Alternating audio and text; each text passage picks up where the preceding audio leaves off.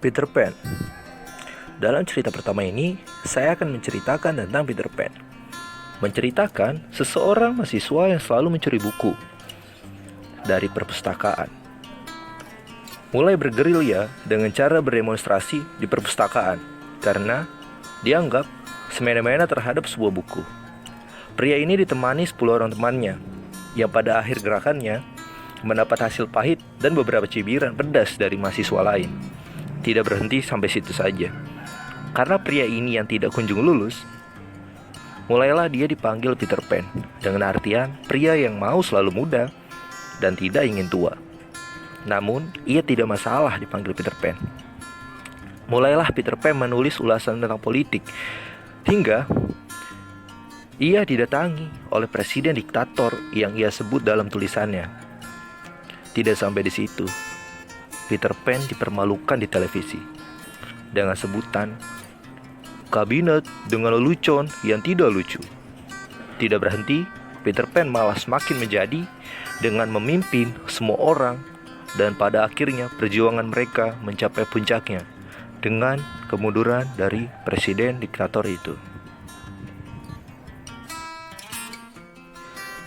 Yang kedua, dongeng sebelum bercinta. Alamanda, seorang gadis yang menjalani resepsi pernikahan dengan sepupunya sendiri, dan bahkan suaminya tersebut adalah teman kecilnya saat Alamanda berusia 10 tahun.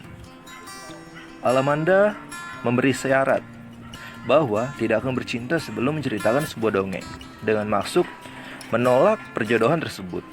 Banyak sekali perjodohan yang ditolak oleh Alamanda, seperti pernah meminta dihamili oleh kekasihnya sendiri, dan pernah berpacaran dengan seorang gembel.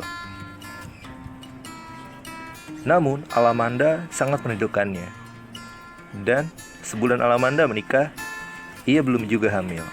Hal ini dimaksudkan untuk menolak perjodohan Alamanda.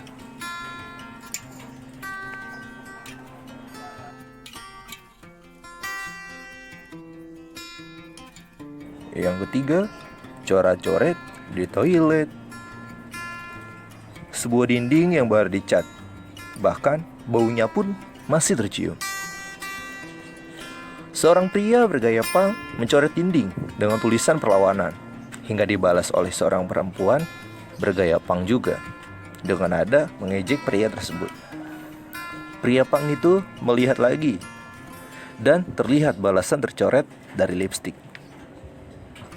Dan pria itu mulai mengajaknya berkencan. Namun, yang menjawab pesan dari pria tersebut bukanlah wanita yang diharapkan, melainkan seorang wanita yang ke toilet hanya untuk berdandan dengan gaya hedonismenya. Dan dinding toilet kampus kini menjadi sebuah curhatan dari para mahasiswa.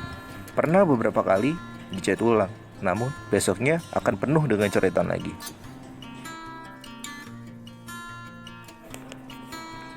Teman kencan.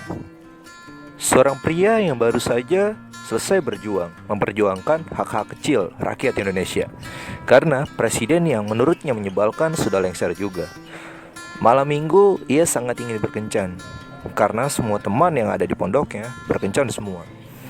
Wanita yang pertama ia telepon adalah Nurul. Saat pria itu menelpon Nurul, alangkah kesal dan terkejutnya ia mendengar fakta bahwa Nurul sedang berkencan dengan Rudi dari pembantunya. Pria berduaan saja dengan penjual angkringan, hingga tiba di pikirannya menelpon mantan kekasihnya Ayu. Akhirnya semesta mempertemukan mereka dengan segala macam canda, dan mereka berdua hanyut dalam kenangan. Rayuan dusta untuk Marit J. Menceritakan seorang pria yang datang ke Batavia dari Belanda, berbohong kepada komandannya bahwa ia adalah seorang tukang pukul, yang padahal bukan. Ia merupakan prajurit bayaran yang ingin mengambil kekayaan Hindia Belanda, sebuah negeri barbar tanpa nama. Dengan kerinduan pada Merje, ia menuliskan beberapa surat rayuan bahwa ia datang ke Hindia Belanda dan berbohong pada komandannya untuk gadis manis bernama Merje. Hikayat si orang gila menceritakan kisah orang gila yang kota kecilnya diserang tentara, dan semua warga daerah tersebut pergi, dan kota tidak lagi berpenghuni. Wanita yang biasanya memberinya makan tiada lagi. Orang gila itu hanya bisa menahan lapar setiap harinya, dari terbitnya matahari hingga dinginnya malam terasa. Dan seringkali ia melihat tempat sampah dan ia kalah dari kucing dan tikus yang sudah lebih dulu menggerogoti makanan tersebut.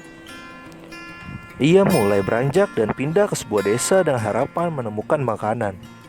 Orang gila tersebut menatap kosong ke arah desa yang sudah dibakar habis oleh tentara, menyisakan arang-arang rumah. Dan orang gila itu mati di desa kecil itu. Si cantik yang tidak boleh keluar malam, menceritakan seorang gadis yang bernama si cantik, yang selalu dijaga oleh ayah dan ibunya kemanapun dia pergi. Di ulang tahunnya yang ke-17, si cantik ingin sekali keluar malam, namun tidak boleh oleh ayahnya, dengan berbagai alasan yang ditakuti. Si cantik mulai berkenalan dengan Romeo. Pada saat latihan teater, Romeo menyatakan cintanya kepada si cantik. Si cantik juga mencintainya. Namun, ia masih bingung bagaimana ia bisa berkencan dengannya. Dan akhirnya, ia berkata, nanti akan menjawabnya. Pada saat malam acara teater, Romeo dan Juliet di sekolahnya, si cantik nekat keluar malam untuk bertemu Romeo. Di acara itu, tanpa peduli ayahnya akan marah, si cantik hanyut dalam lamunan melihat Romeo yang berpasangan dengan Juliet. Dengan rasa cemburu sampai ia tak sadar telah melewatkan acara hingga selesai. Si cantik pun ingin bertemu dengan Romeo dan ingin menyatakan perasaannya. Saat si cantik mengucapkan isi hatinya, ternyata Romeo sudah berpacaran dengan Juliet. Sejak saat itu, orang-orang tidak pernah tahu di mana si cantik, karena si cantik tidak pernah pulang sejak kejadian itu. Ada yang pernah melihatnya berdampingan dengan om-om berperut buncit bersama supir taksi, dan yang lain beranggapan bahwa ia sudah bunuh diri. Siapa kirim aku bunga? Menceritakan Henry, orang Belanda yang saat itu mengirim orang-orang dan memenjarakannya di Bovendigul. Dia terus-menerus dikirim bunga oleh orang yang tidak ia kenal. Hingga pada akhirnya ia mencari tahu siapa yang mengirim bunga dengan secari kertas bertuliskan untuk Henry. Matanya tertuju pada gadis penjual bunga yang selalu ia ajak berbincang-bincang mengenai siapa saja yang membeli bunga padanya. Dan pada akhirnya, benih-benih cinta mulai tumbuh. Ia ingin menjadikan gadis penjual bunga itu kekasihnya. Namun, kenyataan pahit terasa.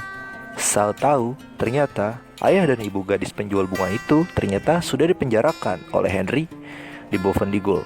Henry pun kembali ke Belanda dan mulai membayar toko bunga untuk mengirimnya bunga setiap pagi dan sore hari.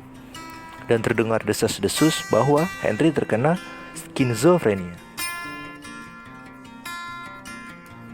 Tertangkapnya si bandit kecil pencuri roti, menceritakan seorang anak kecil pencuri roti yang sangat dicintai warga kotanya, hidup sendiri tanpa ayah dan ibu. Hingga saat kota itu mulai maju, anak kecil itu dilaporkan mencuri sebuah roti. Polisi berkata kepada pemilik toko bahwa ia sudah mendapat keuntungan banyak, tapi kenapa tidak memberinya sedikit saja? Namun pemilik toko itu memaksa dan mengancam akan melaporkan polisi itu ke atasannya. Dan polisi itu akhirnya mencari keberadaan anak kecil itu. Saat itu juga anak kecil itu menjadi buronan. Dan anak kecil itu mulai dipanggil sebagai si bandit kecil mencuri roti. Dan akhirnya dua polisi mengetahui persembunyiannya. Namun tak kunjung juga mendapatkan anak kecil itu. Sampai pada ketika seorang polisi berkata, jika ia memiliki seorang ibu, pasti ia tidak akan melakukan pencurian seperti ini. Dan anak kecil itu keluar dari tempat persembunyiannya dan mulai menangis. Ia berkata, apa kalian tahu di mana ibuku? Jika aku punya ibu, pasti aku akan diberikan rumah dan diantarkan ke pasar setiap malam minggu. Dan juga, aku tidak perlu lagi mencuri roti seperti ini. Dalam tangisnya yang semakin kencang, si pencuri roti itu diborgol dan ditangkap. Dan pemilik toko dan juga polisi itu bahagia akan kejadian itu. Kisah dari seorang kawan mengkisahkan keempat orang mahasiswa yang memiliki pribadi yang berbeda-beda, dan cerita hanyut saat si gondrong mengkisahkan ayahnya jadi penjara. Sebelumnya ayahnya adalah pedagang beras. Bersama pedagang lainnya. Saat itu harga beras Rp500 dan semua berubah saat saudagar kaya datang dan membuka kios yang sangat besar dan menjual beras seharga Rp400. Dan penjual lain menjual harga dan menurunkannya seharga Rp400 agar cepat laku. Namun saat pedagang kecil itu ingin memasok beras itu, saudagar kaya ternyata membelinya semua dengan harga yang lebih mahal, dan ayahnya dan pedagang kecil lainnya tidak bisa lagi berjualan. Dan pada akhirnya ayahnya bertemu dengan saudagar kaya dengan maksud ingin membeli beras darinya. Namun mengejutkan, saat saudagar kaya itu memberikan harga Rp600 kepada pedagang kecil itu, ayahnya pun datang kembali dengan membawa golok dan akhirnya membunuh saudagar kaya itu. Cerita itu ditutup oleh keheningan dan makanan sisa di kantin yang belum basi mereka makan. Kandang babi. Seseorang bernama Edi Idiot tinggal di gudang fakultas yang kumuh yang dinamanya kandang babi. Ia menghabiskan waktunya dengan bernyanyi dan mabuk arak putih bersama temannya. Bermain judi, terkadang Edi mempertaruhkan kekasih hayalannya. Namun tiba-tiba kandang babinya itu ditutup karena ingin dijadikan kantin. Ia bingung dan melihat sahabat-sahabat sejenisnya terlihat memiliki nasib yang sama sepertinya. Edi mencari tempat tinggal dan melihat ada pos satpam kosong, tempat seorang wanita bunuh diri, dan Edi tidur ditemani beberapa demit, namun dia tidak memperdulikannya.